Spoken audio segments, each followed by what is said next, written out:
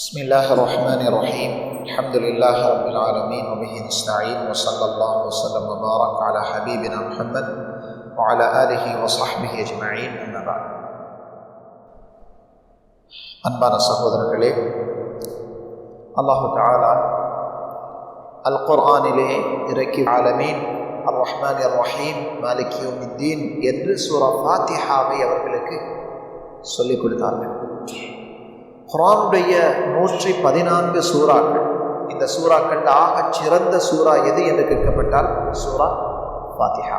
கண்மணி ஸல்லல்லாஹு அலைஹி வஸல்லம் அவர்கள் சூரா ஃபாத்திஹாவுடைய சிறப்பை சொல்லுகிற பொழுது சொன்னார்கள், இது போன்ற ஒரு சூறாவை அல்லாஹு தஆலா தௌராத், இன்ஜீல், ஜபூர் இந்த 3 வேதங்களையும் இறக்கவில்லை. அல் குர்ஆனிலும் சூரா ஃபாத்திஹாவை போல சிறந்த ஒரு சூறாவை, அதற்கு நிகரான ஒரு சூறாவை இறக்கலைன்னு சொன்னார். ஆகச் சிறந்த சூரா ஃபாத்திஹா.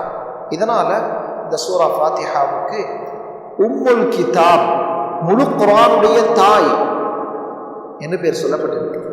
சூரா ஃபாத்திஹாவுக்கு உம்முல் கிதாப், அதாவது த மதர் ஆஃப் த குர்ஆன், குர்ஆனுடைய தாய். ஏனென்றால் முழு குர்ஆனுடைய சுருக்கத்தையும் அல்லாஹ் தஆலா சூரா ஃபாத்திஹாவில் வைத்திருக்கிறான். இதனால சலஃபுகள் சொல்லுவார்கள், சஹாபாக்கள் அலி ரலியல்லாஹு அன்ஹு அவர்கள் சொன்னதாக பதிவாகி இருக்கிறது, சூரா ஃபாத்திஹாவுக்கு நான் பல ஒட்டகங்கள் சுமக்கக்கூடிய அளவு பாரமுள்ள தஃப்சீர் எழுத என்னால் முடியும்.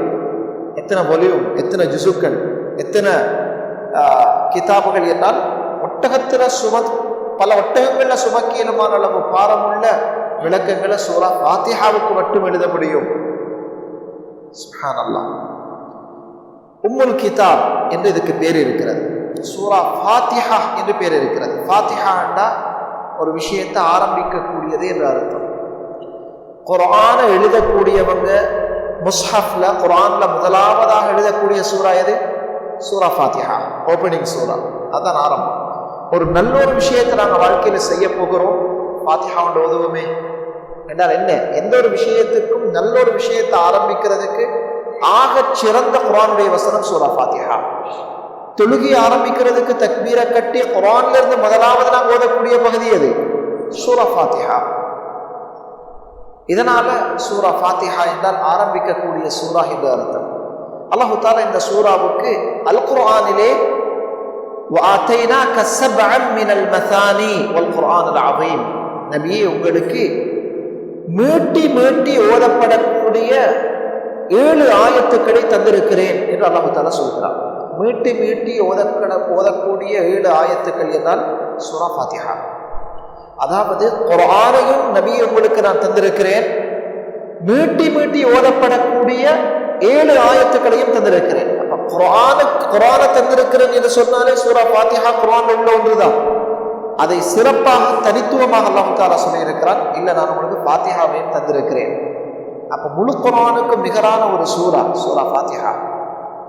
அன்பான சகோதரர்களே, லா ஸலாத்த லிமன் லம் யக்ரா பி உம்மில் கிதாப், யார் சூரா ஃபாத்திஹாவை ஓதவில்லையோ அவருக்கு தொழுகை கிடையாது. உலமாக்கள் இந்த ஹதீஸுக்கு 2 விளக்கம் சொல்றாங்க. தொழுகையே கிடையாது என்றால் சூரா ஃபாத்திஹா ஓதி தொழப்படாத தொழுகை அல்ல. அப்ப தொழுகையில ஒவ்வொரு ரக்காத்திலையும் சூரா ஃபாத்திஹா ஓதப்பட வேண்டும் என்பது ஷாஃபிஈ நிலைப்பாட்டில் உள்ள உலமாக்களுடைய விளக்கம்.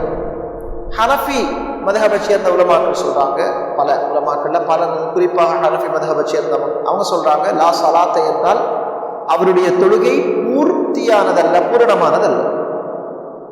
தொழுகை ஏற்றுக்கொள்ளப்படும் ஃபாத்திஹா ஓதாட்டியும், ஆனாலும் அந்த தொழுகை பூரணத்துவம் பெறாது. அது கம்ப்ளீட்டான ஒரு ஸலாஹ் இல்லை, தொழுகை இல்லை. எப்படியோ உலமாக்கள் சொல்றாங்க, சூரா ஃபாத்திஹா தொழுகையில ஒவ்வொரு ரக்காத்திலையும் ஓதப்பட வேண்டியது, ஒவ்வொரு ரக்காத்திலும் ஓதப்படுவது கட்டாயமானது. சரி, அப்ப அந்த அளவு சூரா ஃபாத்திஹாவில் என்ன விஷயங்கள் இருக்குது? உலமாக்கள் சூரா ஃபாத்திஹாவுடைய தஃப்சீரை தனி கிதாபாக எழுதியிருக்கிறாங்க. நாங்கள் எங்களோட மனசில் இருக்கிற அளவுக்கு ஒரு மேலோட்டமாக இன்ஷா அல்லாஹ் இதனுடைய தஃப்சீரை பார்ப்போம். இந்த சொல்லப்படக்கூடிய விஷயங்களை உள்ளத்தில் ஆழமாக பதிச்சு கொள்ளுங்க. ஃபாத்திஹா எங்கள் எல்லாருக்குமே பாடம், சூரா ஃபாத்திஹா எங்கள் எல்லாருக்கும் மரணம். ஆனால் இந்த சூறாவை நாங்க அர்த்தத்தை புரிஞ்சு ஓதுறோமா இல்லையா, அதுல இருக்கிற ஒவ்வொரு வார்த்தைகளையும் பார்த்து அவங்க எல்லாருக்கும் தெரிஞ்ச அர்த்தம் தான் அதுல பெரும்பாலும் இருக்கும். அப்ப அந்த சூரா ஃபாத்திஹா ஓதக்கூடிய நேரத்துல இன்ஷா அல்லாஹ் இதனுடைய விளக்கத்தை விளங்கி ஓதக்கூடியவங்களுக்கு அல்லாஹ் கொடுக்குற கூலி வேற.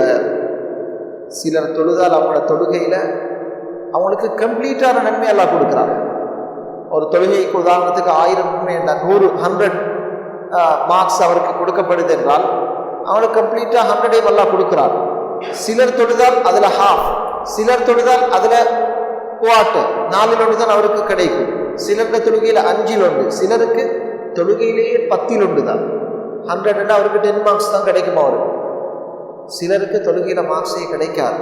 அப்ப எந்த அளவுக்கு நாங்க தொழுகையில ஓதுற விஷயங்களை விளங்கி ஓதுவோமோ அந்த அளவுக்கு எங்களை தொழுகை உயிரோட்டம் உள்ளதாக இருக்கும். ஆச்சரியம் என்ன தெரியுமா, ஸல்லல்லாஹு அலைஹி வஸல்லம் அவர்களுடைய சஹாபாக்களுடைய ஒரு கூட்டம் ஒரு பயணம் போனாங்க. போற நேரத்துல அபூ சயீத் அல்-குத்ரி ரலியல்லாஹு அன்ஹு அதில் இருந்தாங்க. போற பயணத்துல ஒரு ஊர் பக்கத்தால போற நேரம் அவங்க அந்த ஊராக்கிட்ட சாப்பாடு கேட்டாங்க. எங்கட காலம் மாதிரி எல்லா இடங்கள்லையும் ஹோட்டல், கடை, ரெஸ்டாரண்ட் எல்லாம் இருக்காது. அப்போ எங்களுக்கு ஏதாவது சாப்பாடு, அந்த ஊராக்கள் சாப்பாடு கொடுக்க மறுத்துட்டாங்க. அவங்க முஸ்லீம்கள் இல்லை, அந்நியர்கள், சாப்பாடு கொடுக்க மறுத்துட்டாங்க. இப்போ இவங்க இருக்கிற நேரத்தில் ஒரு பெண் ஓடி வந்து சொன்னா, எங்களோட ஊர் தலைவருக்கு பாம்பு கடிச்சிட்டு, அவரை ஒரு பாம்பு கொத்திட்டுது, ரொம்ப வேதனையில கஷ்டப்பட்டு கொண்டு இருக்கிறார், சில நேரம் இறந்து போகலாம், விஷம். அதனால உங்கள யாராவது ஓதி பார்க்குறவங்க இருந்தால் அவர் கொஞ்சம் ஓதி பாருங்க. அந்த காலங்களில் பாம்பு கடிக்கு ஓதி பார்ப்பாங்க, பல ட்ரீட்மெண்ட் செய்வாங்க, ஓதியும் பார்ப்பாங்க. அந்த காலத்துடைய ஓதல் ஜாஹிலியா காலத்துடைய ஓதல், ஷைத்தானுடைய பேரை சொல்லி, ஜிண்ட பேரை சொல்லி, ஷிர்க்குடைய வார்த்தைகளை சொல்லித்தான் ஓதுவாங்க. ஏன்னா அது ஜின்னாக இருக்கலாம் கடிச்ச பாம்பு, அல்லது பாம்பு கடிக்கும் சில இதுகளை ஓதி பார்ப்பாங்க. அவங்களோட நம்பிக்கைகள், மூட நம்பிக்கைகள் எல்லாம் இருந்துச்சு. இந்த சஹாபாக்கள் இருந்த அபூ சயீத் ரலியல்லாஹு சொன்னாங்க, ஓதி பார்க்கிறார்கள் இருக்கிறாங்க, அவருக்கு சூரா ஃபாத்திஹா தெரியும், ஓதி பார்க்கல. ஆனா நாங்கள் ஓதி பார்த்தா எங்களுக்கு கூலி தரணும்னு சொல்லி கண்டிஷன் போட்டான். சரி, கூட்டிட்டு போறா இந்த பெண்மணி, அந்த அடிமை பெண் கூட்டிட்டு போனா, பார்த்தா ஊருடைய தலைவர் வேதனையில துடிச்சு கொண்டிருக்கிறார், பாம்பு கடிச்சு விஷமேறி. அபூ சயீத் அல்-குத்ரி ரலியல்லாஹு அன்ஹு சூரா ஃபாத்திஹாவை ஊதி அதனுடைய எச்சில் படக்கூடிய அளவு துப்பினாங்க. அந்த இதுல ஊதினாங்க, உமிழ்ந்தாங்க. ஓதி பல தடவைகள், ஒரு தடவை அல்ல, ஓதி ஊத ஊத ஊத இந்த மனிதருக்கு அதனுடைய வேதனை அப்படியே குறைஞ்சி, ஒரு மனிதனை கயிறால கட்டி போட்ட பிறகு, கையெல்லாம் மார்ச் போட்டு கட்டி போட்ட பிறகு அதை நாங்க அவுட்டுட்டால், அதை அந்த கயிறெல்லாம் அவுட் எடுத்துட்டால் அவர் எப்படி எழுப்பி நிற்பாரோ அதை மாதிரி வேதனையில படுத்த மனிதர் எழுப்பி உட்கார்ந்துட்டார். அவருக்கு இருந்த எல்லா நோயும் போயிட்டது. இதை கண்டத்துடைய அவர்கள் 10 ஆடுகள், சில ஆடுகள் அன்பளிப்பாக கொடுத்தாங்க. நீங்க எவ்வளவு நல்ல விஷயம் கொடுத்தாங்க.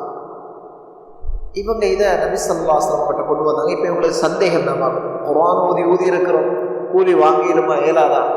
ஸல்லல்லாஹு அலைஹி வஸல்லம் கிட்ட வந்ததுடைய ஸல்லல்லாஹு அலைஹி வஸல்லம் கேட்டாங்க அந்த தோழரை பார்த்து, அபூ சயீத் உங்களுக்கு யாரு சொன்னது ஃபாத்திஹத்துல் குர்ஆன், ஃபாத்திஹத்துல் கிதாப், சூரா ஃபாத்திஹா இதுல எல்லா நோய்களுக்கும் மருந்து இருக்கிறது என்ற இந்த ரகசியத்தை உங்களுக்கு யார் சொல்லி தந்தது?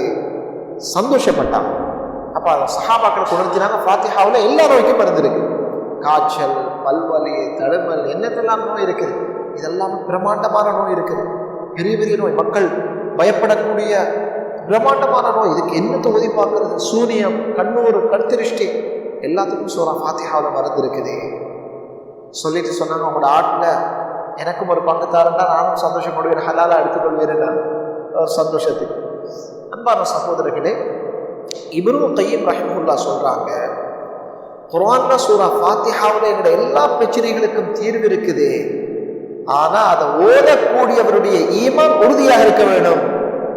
எதை மாதிரி என்றால், நாங்க நல்ல ஒரு கத்தி வச்சிருக்கிறோம், கையில ஒரு இறைச்சியோ அல்லது ஒரு பழத்தையோ நாங்க வெட்டணும், அல்லது கையில பெரிய ஒரு கத்தி வச்சிருக்கிறோம், ஒரு மரத்தை நாங்க வெட்டணும். கத்தி எவ்வளவு கூற இருந்தும் வேலை இல்லை, அதை வெற்றவருக்கு என்ன இருக்கணும்? கையில பலம் இருக்கு, அவருக்கு ஒரு பவர், ஸ்ட்ரென்த் இருக்கு, அவருக்கு சக்தி இருக்கணும். அப்பதான் அவர் எடுத்து அதை மரத்தை வெட்டினால் வெட்டியலும், ஒரு இறைச்சியை வெட்டினா அல்லது ஒரு மிருகத்தை அறுத்தா கத்தி கூறாக இருக்குது, வெற்றவருடைய கையில பலம் இல்லை, சின்ன பிள்ளையோட கையில இருக்குது. அதை எவ்வளவு வெட்டினாலும் மரம் வெட்டுப்படாது. குர்ஆன் அல்லாஹ் பெரிய பவரை வச்சிருக்கிறான். அதை ஓதி ஊதக்கூடியவர் ஈமானிய பலம் உள்ளவராக இருக்க வேண்டும். குர்ஆனை சரியாக ஓதக்கூடியவராக இருக்க வேண்டும். சூரா ஃபாத்திஹாவை நாங்கள் அந்த வகையில ஓதினோம் என்றால் அதால கிடைக்கிற பிரயோசனங்கள் இருக்குது. எங்களோட ஒவ்வொரு தொழுகையும், நாங்கள் ஓதக்கூடிய ஒவ்வொரு ரக்காத்துல ஒவ்வொரு தொழுகையும் எங்களுக்குள்ள இருக்கிற நோய்களுக்கு, உடம்புக்குள்ள இருக்கிற நோய், உள்ளத்துல இருக்கிற நோய், இது எல்லாத்துக்குமே ட்ரீட்மெண்ட்டாகவே இருக்கு. டிப்ரெஷனோட இருப்பாரு, சூரா ஃபாத்திஹாவுடைய அர்த்தத்தை விளங்கி ஓய்ந்தார் என்றால் அவருடைய இந்த டிப்ரெஷன் இல்லாமல் போயிடும். என்சைட்டியோட இருப்பாரு, பயத்தால எத்தனையோ ட்ரீட்மெண்ட்டுக்கு போவார், சூரா ஃபாத்திஹாவை விளங்கி ஓதுறார்.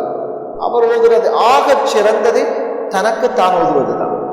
நோயோட இருப்பார், இவர் ஓதுறத்தால் எத்தனையோ நோய் அவருக்கு தெரியாமல் இல்லாமல் போய்கொண்டே இருக்கும். கண்ணூறு, சூனியம், கண் திருஷ்டி, எத்தனையோ நோய்கள்ல பாதிக்கப்பட்டவர் ஓத ஓத இல்லாமல் போயிடும். சில கிதாபுகள் எழுதி இருக்கிறாங்க,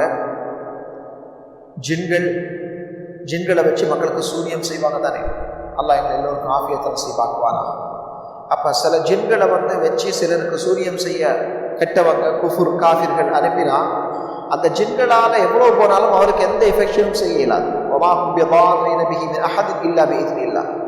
அப்ப அந்த ஷைத்தான்கள், கெட்ட ஷைத்தான்கள் அந்த சூனியம் செய்யக்கூடிய அந்த கெட்ட சூனியக்காரர்களிடத்துல சொல்லுவான், இவருக்கு நீங்க சூனியம் செய்ய சொன்னீங்க, அவர் இருக்கிற அந்த வீடு இருக்கிற பாதை அந்த ரோட்டுக்கு கிட்ட கூட எங்களால் போகலாம். ஏன்னா அவர் ஓதக்கூடிய குர்ஆன், அவர் ஓதக்கூடிய அவுராதுகளுடைய பவர் எங்களுக்கு கிட்டே போகலாம், அவர் எஃபெக்ட் பண்ண இயலாது. ஷைத்தான்களை தாக்க ஹதீஸ்ல தெளிவாக வந்திருக்குதானே. நீங்க எந்த குர்ஆன் ஓதுறீங்களோ, எந்த திக்ர செய்றீங்களோ, நீங்க ஒரு டைட்டான ஒரு ஒரு ஓட்டைக்குள்ள நுழைந்து கொண்டதை போல ஜிக்ர் எவ்வளவு பவராக இருக்கிறோ, ஷைத்தான்களோ, மனித ஷைத்தான்களோ, ஜின் ஷைத்தான்களோ அல்லது வேறு வேறு நோய்களோ எங்களுக்கு கிட்ட வராது. அது அல்லாஹ் கொடுக்குற ஒரு பரக்கத். அந்த வகையில முதலாவது சூரா ஃபாத்திஹாவுல மட்டுமல்ல, எந்த ஒரு சூரா ஓதுறதுக்கு முன்னாலேயும் நாங்க அஊது பில்லாஹி மினஷ் ஷைத்தானிர் ரஜீம், அஊது பில்லாஹ் என்றால் நான் அல்லாஹ்விடத்துல பாதுகாப்பு தேடுகிறேன், அல்லாஹ்விடத்துல நான் பாதுகாப்பு தேடுகிறேன். அஊது பில்லாஹ் மினஷ் ஷைத்தான், ஷைத்தானிடமிருந்து பாதுகாப்பு தேடுகிறேன். அர் ரஜீம் என்றால் அல்லஈன், சாபமிடப்பட்ட, கேர்ஸ் பண்ணப்பட்ட, அல்லாஹ்வால சபிக்கப்பட்ட இந்த ஷைத்தானிடமிருந்து நான் பாதுகாப்பு தேடுகிறேன். என்றால் குர்ஆன்ங்கிறது ஒரு ஒளி, அது ஒரு பவர், அது ஒரு வெளிச்சம், அது ஒரு லைட், அது நேர்வழிகாட்டு. ஆனால் ஷைத்தான் என்ன செய்வார்னா, நாங்கள் ஓதுற நேரத்தில் குர்ஆனுக்கும் எங்களுக்கு மத்தியில திரையை போட்டுட்டார் என்றால், எங்களுக்கும் குர்ஆனுக்கும் மத்தியில ஒரு தடையை உண்டாக்கினா குர்ஆனை விளங்கிக் கொள்ளையிலாம போயிட்டு. அதனால முதலாவது குர்ஆனுக்கு முன்னால் நாங்கள் அஊது பில்லாஹி மினஷ் ஷைத்தானிர் ரஜீம், ஷைத்தானிலிருந்து பாதுகாப்பு தேடும். எந்த ஒரு நல்ல காரியத்துக்கு முன்னாலேயும் அஊது சொல்லிக் கொள்வது சிறந்தது. அஊது பில்லாஹி மினஷ் ஷைத்தானிர் ரஜீம், குறிப்பாக குர்ஆன் ஓதுறதுக்கு முன்னால். இரண்டாவது பிஸ்மில்லாஹிர் ரஹ்மானிர் ரஹீம், அழகாக நாங்க ப்ரொனவுன்ஸ் பண்ணி அழகாக மொழிஞ்சி ஓடும். பிஸ்மில்லாஹிர் ரஹ்மானிர் ரஹீம், பிஸ்மில்லாஹ்னா அல்லாஹ்வுடைய பேரை சொல்லி, அவ்வளவுதான் அதோட meaning. By the name of Allah, அல்லாஹ்வுடைய பெயரால, இந்த நேம் ஆஃப் அல்லாஹ், அல்லாஹ்வுடைய பேரை சொல்லி. சாப்பிட்றதுக்கு முன்னால பிஸ்மில்லா என்றால் அல்லாஹ்வுடைய பேரை சொல்லி சாப்பிடுகிறேன். ஓதுறதுக்கு முன்னால பிஸ்மில்லா என்றால் அல்லாஹ்வுடைய பேரை சொல்லி ஓதுகிறேன். எந்த ஒரு நல்ல காரியத்துக்கு முன்னால பிஸ்மில்லா சொல்வது சிறந்தது. அதனாலதான் சில ரிவாயத்துகள் வந்திருக்குது, பிஸ்மில்லா சொல்லி ஆரம்பிக்கப்படாத எல்லா விஷயங்களும் அது பரக்கத் துண்டிக்கப்பட்டது, அதுல பரக்கத் இருக்காது. வாகனத்துல ஏறுறோம், எங்களோட வெஹிக்கிள்ல ஏறுறோம், பிஸ்மில்லா. உடுப்பு போடுறோம், பிஸ்மில்லா. வீட்டுக்குள்ள போறோம், பிஸ்மில்லா. வெளியில வாரோம், பிஸ்மில்லா. அது பரக்கத்துக்குரியதாக மாறுது. ஏனென்றால் பிஸ்மில்லா என்ற வார்த்தையில் என்ன இருக்குது? அல்லாஹ்வுடைய பேரை சொல்லி. அல்லாஹ் என்ற வார்த்தை இருக்கிறது. அல்லாஹ் என்ற வார்த்தைக்கு ஆண்பால் பெண்பால் என்கிறது இல்லை, மெஸ்கியூலின் ஃபெமினின் என்கிற அந்த டிஃபரெண்ட் இல்லை. அது அல்லாஹ் என்கிறது அது ஆண் பேரும் அல்ல, பெண் பேரும் அல்ல. அதுல ஒருமை பன்மை, சிங்கியூலர் ப்ளூரல், இந்த ரெண்டும் இருக்காது. அல்லாஹ் என்கிறது அதை பன்மையாக சொல்ல இயலாது. அது ஒரு வித்தியாசமான வார்த்தை. அதனால உலமாக்கள் சொல்றாங்க, அல்லாஹ்வுடைய எல்லா சிஃபாத்துகளையும் உள்ளடக்கிய ஒரே வார்த்தை அல்லாஹ் என்ற வார்த்தை. அதற்கு ஈடான ஒரு வார்த்தையை நாங்கள் எங்கேயும் பார்க்கலாம். அப்ப அல்லாஹ்ட வேர்டை நாங்கள் டிரான்ஸ்லேட் பண்ணிடலாம். அது அல்லாஹ் தான். எல்லா விதமான ஹைறுகள், எல்லா விதமான புகழையும் உள்வாங்கின ஒரு வார்த்தை தான் அல்லாஹ் என்ற வார்த்தை.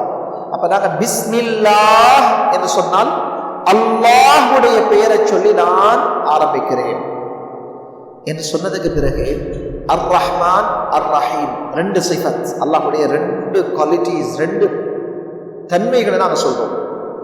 அர் ரஹ்மான் என்றால் அளவற்ற அளவில்லாத அருள் நிறைஞ்ச ரஹ்மான்.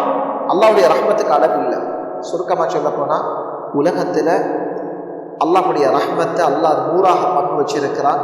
அதுல ஒரு ரஹ்மத்தை கொண்டு இந்த உலகத்தையே அல்லாஹ் தஆலா இயங்கிக் கொண்டிருக்க செய்கிறான். அந்த அல்லாஹ்வுடைய 100 ரஹ்மத்துல ஒரு ரஹ்மத்தால தான் அல்லாஹ் தஆலா முஸ்லிமுக்கும் இரக்கம் காட்டுறான், காஃபிருக்கும் இரக்கம் காட்டுறானா இல்லையா? காஃபிர்களுக்கு அல்லாஹ் துனியாவுடைய சொத்துக்களை கொடுக்குறானா இல்லையா? காஃபிர்களுக்கு அல்லாஹ் காஃபிர்களை பணக்காரனாக ஆக்கி வச்சிருக்கிறான். அவங்களுக்கும் நோய் வந்து அல்லாஹ் ஷிஃபாவை கொடுக்கிறான். அவங்க கேட்ட சில விஷயங்கள் அல்லாஹ் கொடுக்கிறான். காஃபிர் துவா கேட்டாலும் அல்லாஹ் ஏற்றுக்கொள்றானா இல்லையா?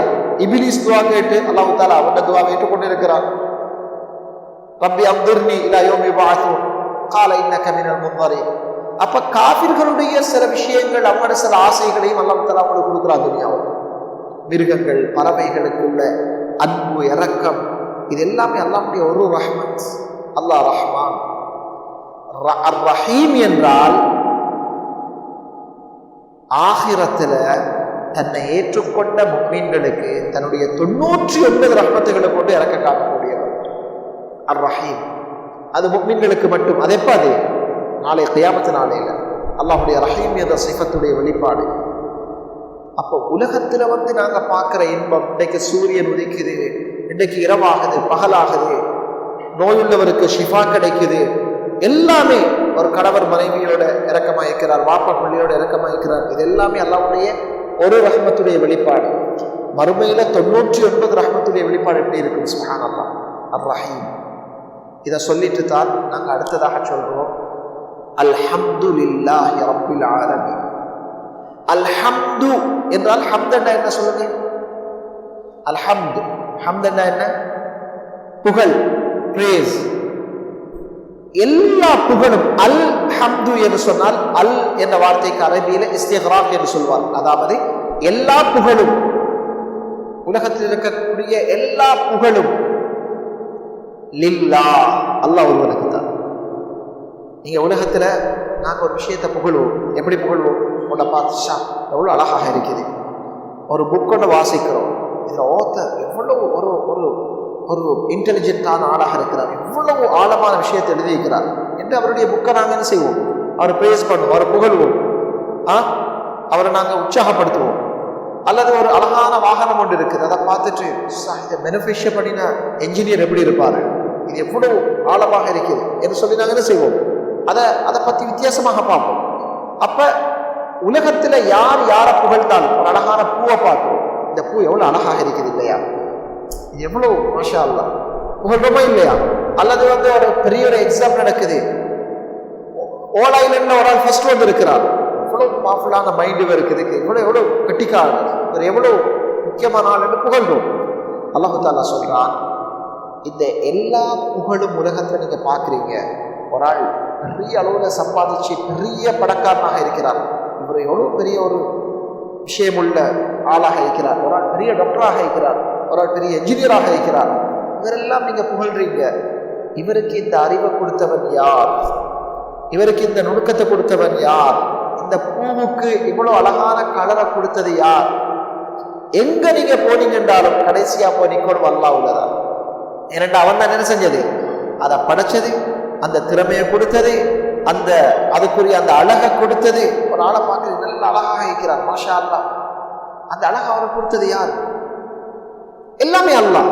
அல்லாஹ் தஆலா எங்களை சொல்லித்தாரா, உலகத்துல நீங்க எதை பார்த்தாலும், அது உங்களுக்கு பிடிச்சிருந்தாலும் பிடிக்காம இருந்தாலும், அதுல சந்தோஷம் வந்தாலும் துக்கம் கஷ்டம் வந்தாலும் நீங்க சொல்லுங்க அல்ஹம்துலில்லாஹ்,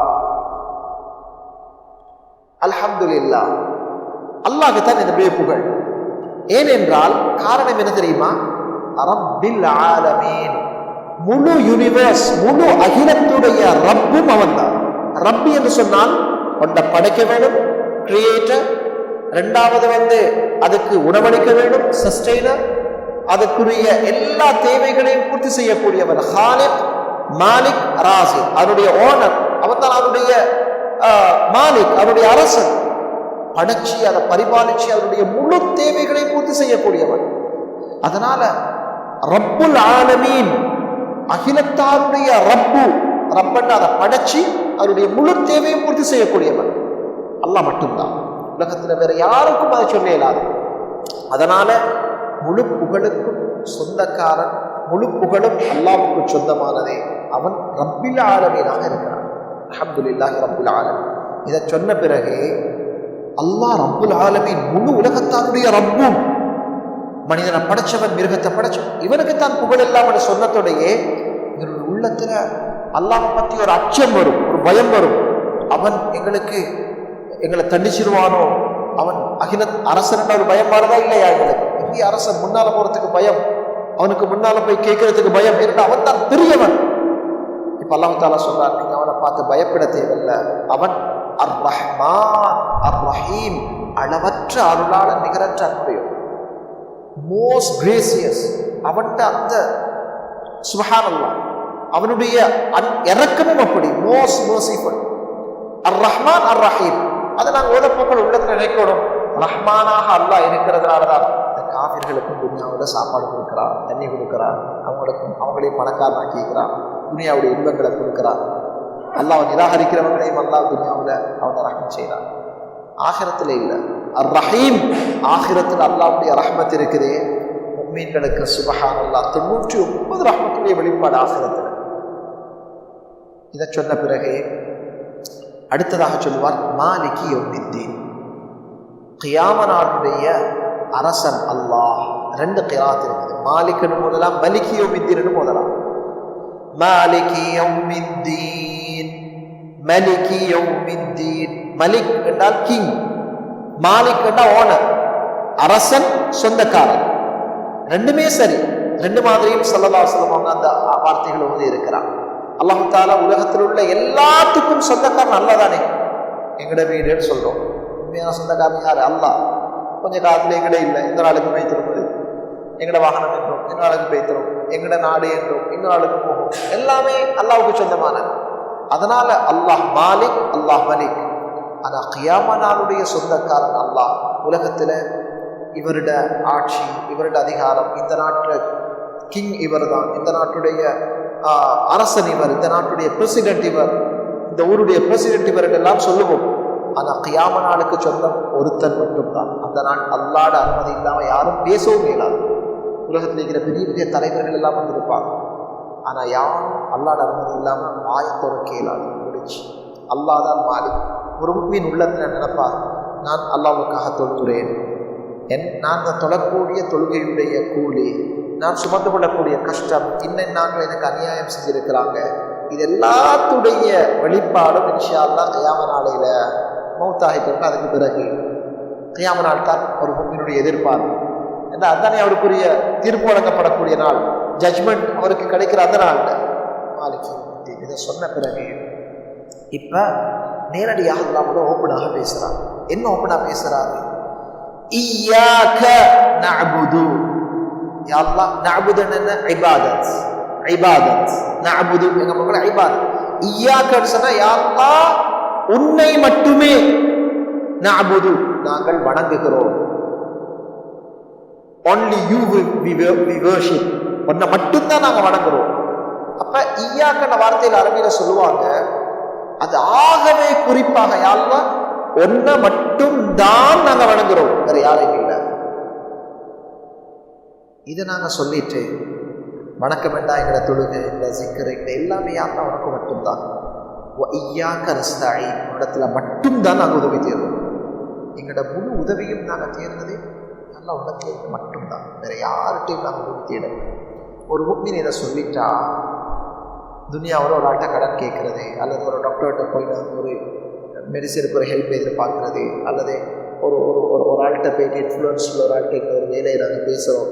அப்போ இதெல்லாம் உதவி தேடுறது தானே. ஓம் நாங்கள் கடன் கேட்கறது பிரச்சனை இல்லை, அல்லது எங்கிட்ட ஒரு ஆள்கிட்ட ஒரு ஹெல்ப் கேட்கறது பிரச்சனை இல்லை. ஒரு முஃமினுடைய நம்பிக்கை என்ன தெரியுமா? இது நான் செய்கிற ஒரு முயற்சி. ஆனால் ஒரு டாக்டர்கிட்ட கையில் ஷிஃபா இல்லை, ஒரு இன்ஃப்ளூயன்ஸ் உள்ள ஒரு ஆள்கிட்ட கையில் அவர் நினச்சதுக்கு எனக்கு தெரியலாது, அல்லாஹ் நாடினா தருவான் இல்லாட்டி. அப்போ அவருக்கு தெரியும் மெயின் சுவிட்ச் வந்து அல்லாஹ் இடத்துல தான் நான், அல்லாஹ் நாடினா நடக்கும் இல்லாட்டி இல்லை. அன்பானவர்களே, ஒரு முஃமினுடைய உள்ளத்தில் ஈமான் தான். அவர் திரளடி அவர் கோவிக்க மாட்டார். அவரால் அந்த விஷயம் நடக்கலன்னு கோபம் வராது. ஒரு முஃமின் நினைப்பாரு அல்லாஹ் நடந்து இருக்கல, அல்ஹம்துலில்லாஹ். அப்ப கிடைச்சாலும் அல்ஹம்துலில்லாஹ், கிடைக்காட்டியும் அல்ஹம்துலில்லாஹ். அப்ப அல்லாஹ் இடத்துல நாங்க ஒரு எக்ரிமெண்ட் கொடுக்கிறோம், அல்லாஹ்வோட ஒரு ஒப்பந்தம், அல்லாஹ் உன்னை மட்டுமே வணங்குறோம், உன்னத்துல மட்டும்தான் உதவி செய்யறோம். இதை சொல்லிட்டு அல்லாஹ் இடத்துல ஆகப்பெரிய உதவியோடு கேட்க போறோம். என்ன தெரியுமா? அடுத்த வசனம் என்ன? இஹ்தினஸ் ஸிராத்தல் முஸ்தகீம். யா அல்லாஹ், நேரான பாதையை எங்களுக்கு காட்டுவாயாக. நேரான பாதைங்கிறது எந்த பாதையில நாங்க இறங்கினா, எந்த ஸ்டெப்பை எந்த இடத்துல எடுத்து வச்சா அல்லாஹ்வை அடைஞ்சு சொர்க்கத்தை அடையலாம், உலகத்திலேயும் சந்தோஷமாக வாழ்ந்து மறுமையிலையும் சொர்க்கத்தை அடையலாம், அந்த பாதை. யா அல்லாஹ், இஹ்தினா, ஹிதாயத்தை தருவாயாக எங்களுக்கு. எப்படியான ஹிதாயத்? இஹ்தினா, எங்களுக்கு காட்டு. அஸ்ஸிராத்தல் முஸ்தகீம், நேரான பாதையை காட்டு. ஒரு ஆள் நேரான பாதையில் இருக்கிறாரு, யா அல்லாஹ் அந்த நேரான பாதையில் என்னை ஸ்திரமாக நிலையாக வைப்பாயா. அடுத்த நிமிஷம் நான் எதை செய்யணும் என்னை காட்டுவாயா, எதை பேசணும் என்று எனக்கு வழிகாட்டுவாயா, மக்களோடு எப்படி நடந்து கொள்ளணும் வழிகாட்டுவாயா, நான் எப்படி தொழணும், எப்படி திக்ர் செய்யணும், எப்படி இடத்துல துவா கேட்கணும், நான் எப்படி என்னுடைய வியாபாரத்தை செய்யணும், என் தொழிலில் நான் எப்படி இருக்கணும், என் ஃபேமிலியோடு நான் எப்படி வாழணும், யாரெல்லாம் எனக்கு நேர்வழி காட்டுவாயா. ஒவ்வொரு நிமிஷமும் எங்களுக்கு இந்த நேர்வழி என்பது தேவை செய்யும்.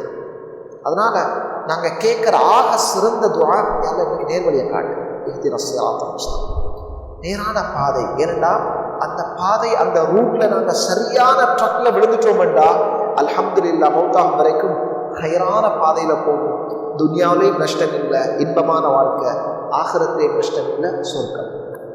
இதை சொல்லிட்டு நாங்க போற ரோட்ல ஒரு பயணம் போறோம், அல்லாஹ்வுடைய பாதையை கேட்டு இருக்கிறோம். அந்த பாதையில நாங்க போற நேரத்துல கொஞ்சம் ஃப்ரெண்ட்ஸ்மாரோட சேர்ந்து தானே போகணும், தனியா போக இயலாது. நான் கேட்கிறோம், யா அல்லாஹ் நீ காட்டக்கூடிய பாதை இருக்குதானே, ஸிராத்தல் லதீன அன்அம்த அலைஹிம், யாருக்கெல்லாம் நீ உபகாரம் செய்திருக்கிறாயோ, நிஅமத் செய்திருக்கிறாயோ அப்படிப்பட்டவர்கள் போன பாதை. ஸிராத்தல் லதீன அன்அம்த அலைஹிம். குர்ஆன்ல அல்லாஹ் தஆலா இன்னொரு ஆயத்துல அல்லாஹ்வுடைய உபகாரம் பெற்றவர்கள் யாருங்கிறத சொல்லி இருக்கிறார். மினன் நபியீன் வஸ்ஸித்தீகீன் வஷ்ஷுஹதா வஸ்ஸாலிஹீன். 4 கூட்டம். ஒன்று நபிமார்கள், ரசூல்மார்கள். இரண்டாவது சித்தீக்குகள், நபிமார்களுடைய மிக உற்ற உண்மை தோழர்கள். வஷ்ஷுஹதா, அல்லாஹ்வுக்காக உயிரை கொடுத்து ஷஹீதானவங்க. வஸ்ஸாலிஹீன், மிகவும் சாலிஹான நல்லடியார்கள். இந்த 4 பேருக்கு நீ காட்டின பாதை எங்களுக்கு காட்டுவாயாக. அவர் வஹசுன உலாயிக ரஃபீகா, நண்பர்களாக இருக்கிறதுக்கு இந்த 4 பேர் தான் தகுதி. அதனால இந்த 4 பேருக்கும் நீ காட்டிய பாதை எங்களுக்கு காட்டுவாயாக சொன்ன பிறகு போற பாதையில வழிப்பறி கொள்ளையர்கள் இருப்பாங்க, ரொபரியில ஈடுபடக்கூடிய கல்வர்கள் இருப்பாங்க, கெட்டவங்க இருப்பாங்க. அல்லாஹ்ட்ட பாதுகாப்பு தருவோம். யா அல்லாஹ், உலகம் என்கிறது ஒரு பாதை, அந்த பாதையில சிலர் நேரான வழியில போவாங்க, சிலர் வழி தவறியவர்களாக உலகத்துல வாழுவாங்க. எங்களுக்கு நேரான பாதையை காட்டி, நல்ல மனிதர்கள், நபிமார்கள், சித்தீகீன்கள், ஷுஹதாக்கள், சாலிஹீன்களுடைய பாதையை காட்டி. ஆனா கைரில் மக்தூபி அலைஹிம் வலத்தால்லீன், யாரெல்லாம் உன்னுடைய கோபத்தை பெற்று விட்டார்களோ அவர்களுக்கு காட்டின பாதை அல்ல, அவர்கள் போற பாதை அல்ல. வலத்தால்லீன் என்றால் யாரெல்லாம் வழிகட்டார்களோ அவர்களுடைய பாதையும் அல்ல. மக்தூப் அலைஹிம் என்றா யாரு, தால்லீன் என்றா யார்? இந்த 2 பேரையும் நாங்க விளக்கணும். மக்தூப் அலைஹிம் என்றால் ஒருவருக்கு இது சரி என்று தெரியும், ஆனா அதை எடுத்து நடக்காம இருக்கிறார். ஒருவருக்கு இதை செய்ய வேண்டும் என்று தெரியும், தெரிஞ்சும் அதை விடுறார். ஒருவருக்கு இது தவறு என்று தெரியும், இது ஹராம் என்று தெரியும், தெரிஞ்சும் அதை செய்கிறார். அப்ப அறிவிருந்து வழிகட்டவர் நிறைய பேர் இருக்கிறாங்களா இல்லையா? ஹராம் என்று தெரியும் செய்யறாங்க, இது கட்டாயம் செய்யணும் என்று தெரியும், தொழணும் என்று தெரியும், ஆனா தொழாம விடுறாங்க. இந்த பண்பு யாரிடத்துல கூடுதலாக இருந்துச்சுன்னா யூதர்கள் இடத்துல. அல்லாஹ் தஆலா அவங்கள பத்தி குர்ஆன்ல சொல்லி இருக்கிறான். இது உண்மையான நபி என்று தெரிஞ்சும் நபி அவர்களை நிராகரிச்சாங்க. தன்னை சொந்த புள்ள மாதிரி அவங்களுக்கு தெரியும், இது அல்லாஹ் அனுப்பின கடைசி நபி, உண்மையான நபி முஹம்மது ஸல்லல்லாஹு அலைஹி வஸல்லம் தெரியும். அவங்களுக்கு தௌராத்தில் எல்லாம் இருந்துச்சு. ஆனால் தெரிஞ்சும் அவங்கள புறக்கணிச்சாங்க. சத்தியம் இதுன்னு தெரிஞ்சும் நபிமார்களை கொலை செஞ்சாங்க. அப்ப இல்ம் இருந்து வழிகிறது யூதர்களுடைய சிஃபத். யா அல்லாஹ் அந்த தன்மையை தந்திராத, அந்த பாதையை காட்டிடாத. இரண்டாவது வலப்பாலின் என்றால் ஒரு விஷயத்தை தெரியாம தவற விடுறது. நாங்கள் ஒரு ரூட்ல போறோம், எங்களுக்கு தெரியாத இந்த ரூட் சரியான ரூட்டா இல்லையா தெரியாம போட்டுட்டோம். போய் பார்த்தா எங்கேயோ போக வேண்டியவர். உதாரணத்துக்கு எங்க கண்டிக்கு போக வேண்டியவர் ரூட்டை மாறி இங்கெல்லாம் கோல் சைட்ல போயிட்டார். அப்ப ரூட் என்னன்னு தெரியாம தவறுதலாக போனவர். இது யாரிடத்துல இருந்த சிஃபத்தன்னா கிறிஸ்தவர்கள் நஸ்ரானிகள்ட்ட இருந்த பண்பு. விஷயம் தெரியாம ஈசா அலைஹிஸ்ஸலாத்தை அல்லாஹ்வுடைய ரப்புன்னு சொல்லிட்டான். அல்லாஹ் ஈசாங்கிறது அல்லாஹ்வுடைய மகன் சொல்லிட்டான். விஷயம் தெரியாம குழப்பிக்கொண்டான். இந்த ரெண்டுமே வழிபடுதான். தெரிஞ்சு தவறு செய்யறது, தெரியாம தவறு செய்யறது. யா அல்லாஹ் யூதர்களுடைய சிஃபத் பண்பு, கிறிஸ்தவர்களுடைய பண்பு, இந்த ரெண்டு அவர்கள் போற பாதையை எங்களுக்கு காட்டிடாம, அல்லது தெரிஞ்சு கொண்டு தவறு செய்யறது, தெரியாம தவறு செய்யறது, இந்த ரெண்டுமே தவறு, இந்த ரெண்டுலையும் எங்களை வச்சிடாம யாருக்கு நீ நியாமத் கொடுத்து அருள் செய்து அவர்களை நேரான பாதையில கொண்டு போனாயோ அந்த நபிமார்கள், சித்தியகங்கள், சுஹதாக்கள், சாலிஹீன்களுக்கு காட்டியபடி எங்களுக்கு காட்டுவாயாக என்று சொல்லிட்டு ஆமீன் என்று சொல்றோம். சொல்றோமா இல்லையா? ஆமீன் என்ன அர்த்தம்? எல்லாம் ஏற்றுக்கொள்வாயாக. நாங்க கேட்ட இந்த துவாவுக்கு ஏற்றுக்கொள்வாயாகன்னு சொல்றோம். அதனால இமாம் சூரா ஃபாத்திஹாவை ஓதி அப்ப சிராத்தல் லதீன அன்அம்த அலைஹிம் غيرil மக்தூபி அலைஹிம் வலத்தால்லீன் என்று சொன்னா சின்னோர் கெப் விட்டுட்டு அவர் ஆமீன் சொல்லுவார். இமாம் சொல்ற அதே டைமுக்கு நாங்களும் ஆமீன் சொல்றது சுன்னா. ஏனென்றால் இமாம் ஆமீன் சொல்ற நேரத்தில் வந்திருக்கிற மலக்குகளும் ஆமீன் சொல்லுவாங்க. இமாமுடைய மலக்குடைய ஆமீனோட சேர்த்து யார் ஆமீன் சொல்கிறார்களோ அவருடைய பாவத்தை எல்லாம் மன்னிக்கிறான், அவனுடைய பாவம் மன்னிக்கப்படுது. அப்ப நாங்க ஆமீன் சொல்லக்கூடிய நேரத்துல என்கிறத ரெண்டு ஹரக்கத்துக்கு தான் நாங்க நீட்ட வேண்டும். அதாவது மீன் என்ற வார்த்தை கொஞ்சம் கூடுதலாக நீட்டலாம். ஆமீன் நீட்டதில்லை. ஆமீன் அந்த வார்த்தையை கொஞ்சமாகவும், மீன் என்ற வார்த்தையை கொஞ்சம் கூடுதலாகவும் நீட்டலாம். அப்ப வலத்தால்லீன் என்றால் ஆமீன் என்று கொஞ்சம் சத்தமாக இமாமோடு சேர்ந்து ஆமீன் சொல்வது சுன்னத்தாக இருக்கிறது. அல்லாஹ் சுப்ஹானஹு வ தஆலா அவனுடைய குர்ஆனை விளங்கி சிந்தனையோடு தொழக்கூடிய தொழுகையாக எங்களுடைய தொழுகைகள் ஆக்கி அல்வானாக. எல்லாம் எங்களுடைய பாவங்களை மன்னிப்பாயாக, கஷ்டப்பட்டவங்களுடைய கஷ்டங்களை துடைப்பாயாக, நோயாளிகளுடைய நோய்களை குணப்படுத்துவாயாக, ஆரோக்கியமான ஆஃபியத்தான வாழ்க்கை நசீபாக்குவாயாக. நபி ஸல்லல்லாஹு அலைஹி வஸல்லம் கேட்ட ஹைரான துஆக்களை தந்தருள்வாயாக. என்ன ஷர்களை விட்டு பாதுகாப்பு நாட்களை அல்லாஹ் அத்தனை ஷர்களை விட்டு பாதுகாப்பாயா.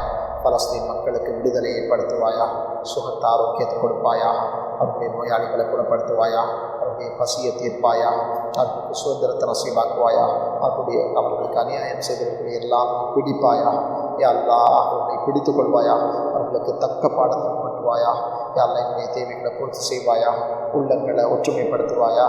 அல்லாஹ் நல்ல உயர்ந்த சிஃபத்துகளை நசீபாக்குவாயா. அல்லாஹ் தீனுடைய விளக்கத்தை நசீபாக்குவாயா, தீனுடைய ஹாதிம்களாக தாயிகளாக ஆக்குவாயா. அல்லாஹ் உன்னுடைய பரிசுத்தமான தீனுக்கு ஹித்மத் செய்த தௌஃபீக்கை எங்களுக்கு நசீபாக்குவாயா, உன்னுடைய கபூலியத்தை எங்களுக்கு நசீபாக்குவாயா, எனக்கு ஃபிர்தௌஸுடைய வாழ்த்துக்களாக ஆக்குவாயா. எங்களுடைய பெற்றோர்கள், உற்றார்களோடு சொந்த பந்தங்கள், மனைவி மக்கள், குடும்பம், எல்லா உறவுகள், சந்ததிகள் எல்லோருடைய பாவங்களை மன்னிப்பாயா. அவர்கள் எல்லோரையும் நேர்வழி பெற்றவர்களாக ஆக்குவாயா. அல்லாஹ் ஆஃபியத்தை ஆரோக்கியத்தை எல்லோருக்கும் நசீபாக்குவாயா. சுகத்தை தேக ஆரோக்கியத்தை நசீபாக்குவாயா. दुआ के लिए कबूल से वाया सल्लल्लाहु अलैहि वसल्लम वाला आलिहि वसहबिहि अजमईन। अल्हम्दुलिल्लाह।